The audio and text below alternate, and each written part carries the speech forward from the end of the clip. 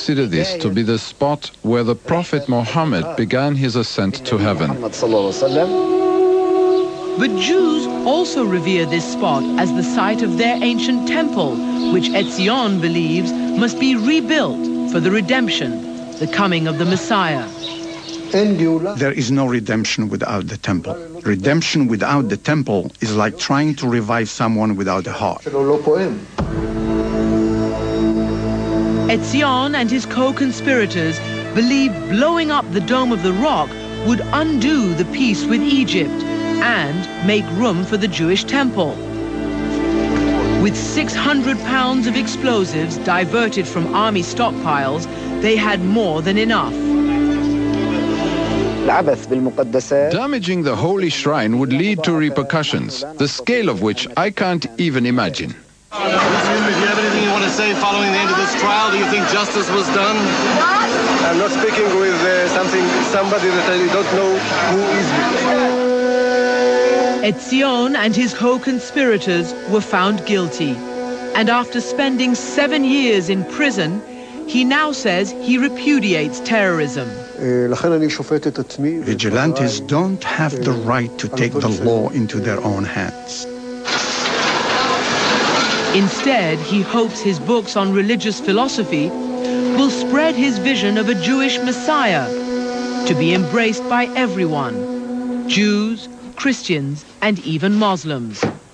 In the long run, I see it as the key for eternal peace, not just here, but in the whole world. Let us have 3 of us together. Very good.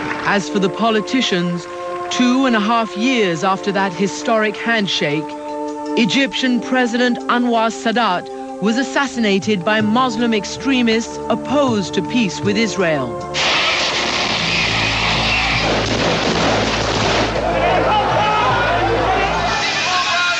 God's Jewish warriors also opposed the peace deal. But Menachem Begin honored the treaty he had signed, evicted Jewish settlers from the Sinai, and demolished their homes. Begin would eventually make amends with the settlers, and over the next 10 years, 14 new settlements went up in the occupied West Bank. In the years ahead, another prime minister would shake hands with another Arab leader, and this time, one of God's Jewish warriors would resort to murder.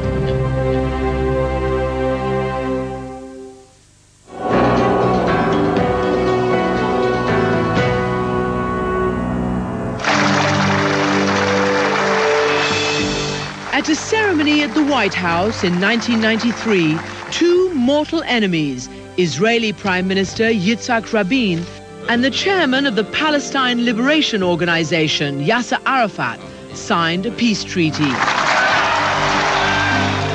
The deal included withdrawal from part of what Israel captured in the Six-Day War. It was a historic step towards an independent Palestinian state.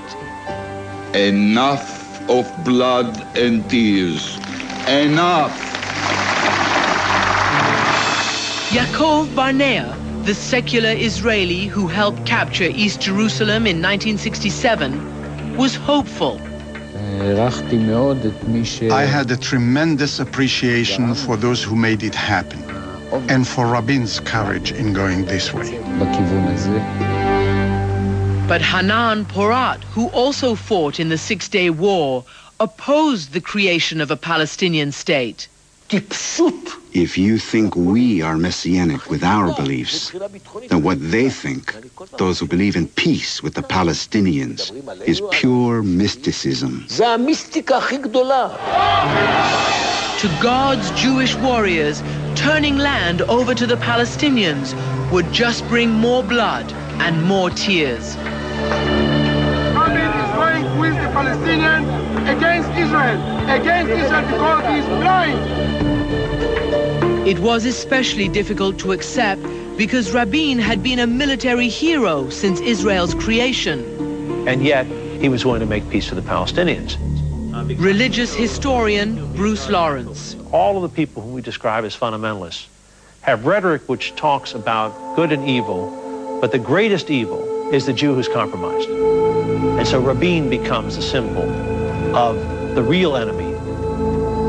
3 months after that strained handshake, Jewish settlers at this intersection in Hebron were hitchhiking to Jerusalem. Among them were members of Mayor Lapid's family. A Palestinian car drove by. I saw Jewish people. He pulled the trigger and started to kill. Lapid's brother Shalom was shot in the chest. His father Mordecai was shot in the head. Do you blame your leadership? Of course. As father and son lay bleeding, a doctor from the nearby Jewish settlement rushed to the scene. The doctor, an American named Baruch Goldstein, was active in an ultra-right-wing political party. He tried to save their lives. And they died in his hands. How do you think it impacted Baruch Goldstein to see your father and your brother dying right here in his arms? I think it killed him. He was not anymore alive.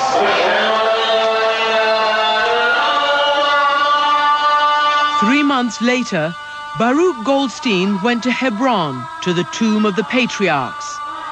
Both Jews and Muslims pray here because Abraham is the patriarch of both religions. Goldstein entered during Muslim prayers with an assault rifle and opened fire. He killed at least 29 Palestinians and wounded 150 others before Muslim worshippers beat him to death. God bless the Jewish people. Am Yisrael Chai. Among the estimated 1,000 mourners at Baruch Goldstein's funeral was a 24-year-old Orthodox Jew named Yigal Amir. Like Goldstein, an extremist who opposed the peace process. Amir saw Goldstein not as a murderer, but as a martyr for the Jewish people and an inspiration. At Goldstein's funeral, Yigal Amir decided that, in his words, he had to save the nation. I just put him in the same basket in which I put the suicide bomber of Hamas, which means a fanatic religious person who does his act for political purposes. Noah Rothman, Rabin's granddaughter, was a teenager at the time. Did he express concerns? Were you concerned about his safety from within Israel? No, we were never concerned. The feeling was that my grandfather was very much loved among the Israelis. They loved him. But protests against Rabin's peace deal were often laced with hate. A few rabbis even invoked a medieval Jewish death curse. It affected somebody like Yigal Amir. On November 4th, 1995, Yitzhak Rabin attended a peace rally in Tel Aviv. Some 100,000 supporters were there, singing Shir HaShalom, Song of Peace.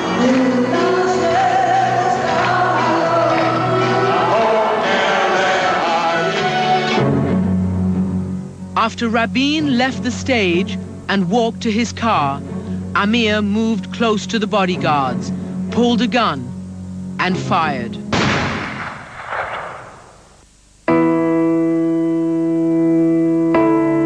Many believe the peace process died that night as well.